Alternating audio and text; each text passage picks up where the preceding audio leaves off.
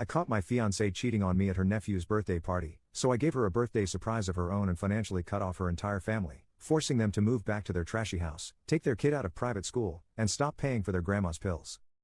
I come here for advice because everyone on my family and friends circle thinks I'm overreacting and need to forgive and the usual BS, so I want to know if you guys think the same.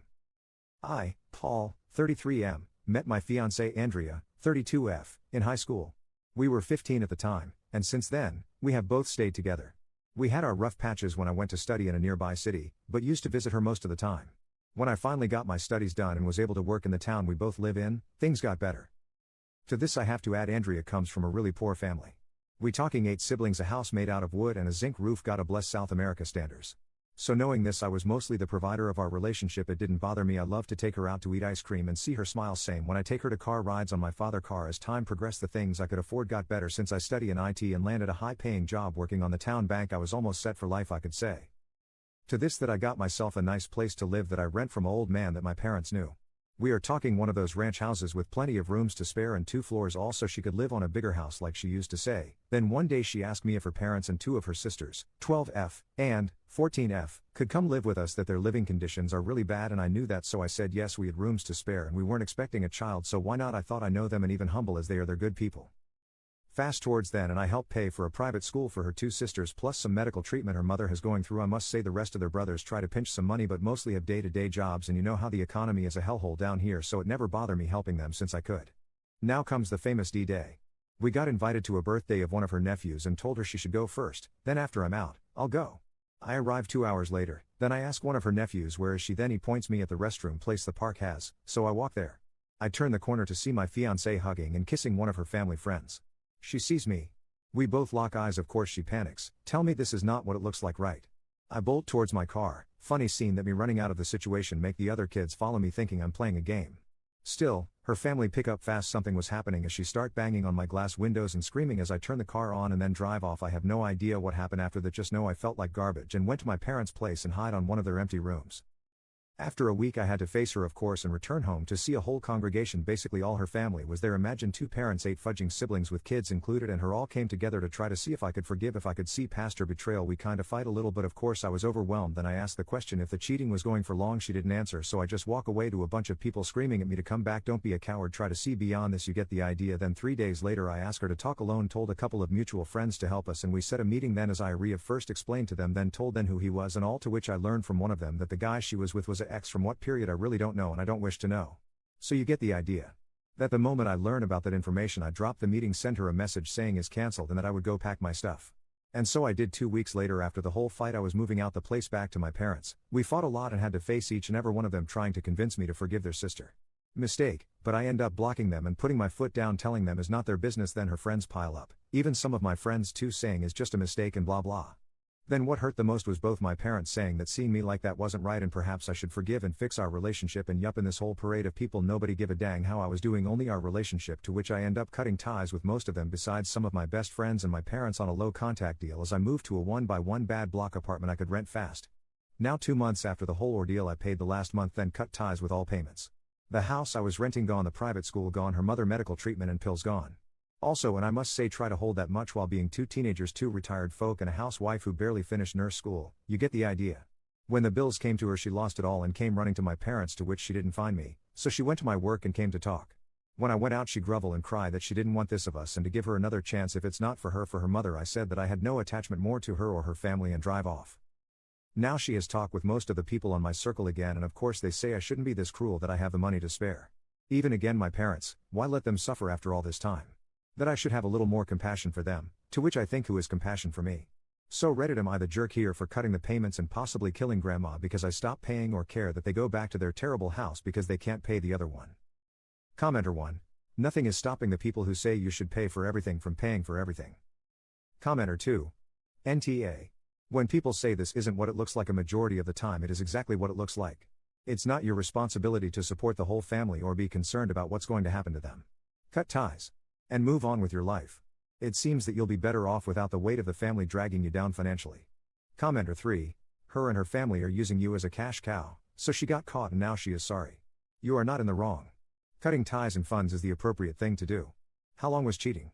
You don't even know, she wouldn't answer, so for quite some time, a year maybe 2, Maybe since you were in school hoping to make your lives better. This is no longer your problem. Your friends need to respect your decision and respect you more than trying to make you someone's open wallet. Update. Well, I never thought I would be back writing an update, but after a couple of private messages asking for it and a couple of life-changing revelations and some major bad news, I think I'm ready to write this. So, before I begin the update, I'll add some information I learned around a month and a half ago about my ex. Basically, a friend of hers saw my frail appearance while I was working. I lost around 15 kilograms from this whole drama and harassment, so she felt guilty about hiding so many secrets of my ex and wrote to me on Instagram telling me to meet up. We met up in one of the plazas, and she told me that she was getting married soon. She felt guilty about what she hid about my ex. For starters, she explained when it all started. Like many guessed from the previous post, it was around the time I was doing the 4th year at university to my graduation. Since it was a heavy time for me, personally, I didn't come back home as much, so we kept it long distance for a time and the stress made me not focus on other things, like social or interactions and such. During this period, she was studying to become a nurse, but then she stopped studying. Her reasons? She didn't have the money for it, or so she told me. The actual reason was that she got pregnant by the guy and had an abortion. Her friend was there at the moment and told me that after that, she started to hate the hospital, so she dropped out of college. Yet, she kept seeing this guy until I came back after I graduated. She then told me that he's a trucker, hence, their escapades were few but still enough. In the years that I was with my ex, the reason you guys guessed it, it was that he was better than me in bed. It wasn't love or attention, just smashing. But later, during our time together, while also trying for a kid ourselves, she got pregnant a second time and she didn't know who was the father. Not wanting to risk the life she had at the time, she called that same friend to accompany her to the hospital and had a second abortion. For me, it was just something to do with her bladder, for what I can remember. Her friend kind of told me some more important revelations, but I was so shocked I couldn't listen anymore. Like, more times they met or what excuses she used. That same day, I went home and cried myself to sleep. Of course, now you can ask what she was doing after we broke up. Well, she went to live with him and since he goes out most of the time due to his job, she stays at the place he's renting. Almost every time he went out, she came to my home calling for me, asking for forgiveness, saying how bad she felt. At the time, I kind of felt like I was overreacting. But after learning such things about her past, I was seething for the next time she showed up. So, the same week I learned of her cruel past, she came to visit me. Before I knew it, I was lashing out against her, screaming and insulting her. It was loud enough that my throat hurt me for 3 days and I decided that it was enough so I went to the police. But when I wanted to press charges for a restraining order against her, the policeman at the time laughed at me, like I was saying a joke, and told me to man up. After that fight, I spoke seriously to my parents since our relationship was kinda rocky from them supporting my ex but now they fully support me and kind of stopped that boomerish way of thinking. But I never saw my ex again after that time. After I knew, a whole month went by in silence while I tried to fix the bits and pieces of my life, thanks to friends and coworkers trying to cheer the gloomy guy. Now I can start the actual update, and before that, I must add a trigger warning for those that have problems with abuse or death in general. Now, around 5 days ago, while working, I received a couple of calls from my mother, which I cut, then messaged her on my break.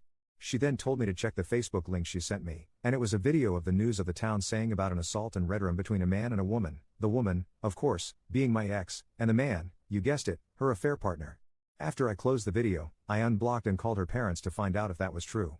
They couldn't answer me through their crying, but when I came out of work her older brother was waiting for me to tell me the news and that he would love if I could go to her funeral, at least to forgive her. I obliged but my feelings were completely empty for her. I arrived with my parents, and her whole family came to greet me, some telling me how much they missed me. Then, when I got in, I kind of felt like I wanted to see her one last time, perhaps shed a tear one last time, but they had to mourn her with the casket closed due to the damage done to her face, so the last time I saw her was her shocked crying face as I shouted her. I said my piece at the time, and later she was buried. After her burial, the brother, who was the friend of the cheating guy, came to talk to me. First, he apologized because he also knew most of the cheating that was going around but decided to keep it quiet because of her parents' and sister's new comfortable life. Then he explained to me that while she was living with him, it wasn't all roses.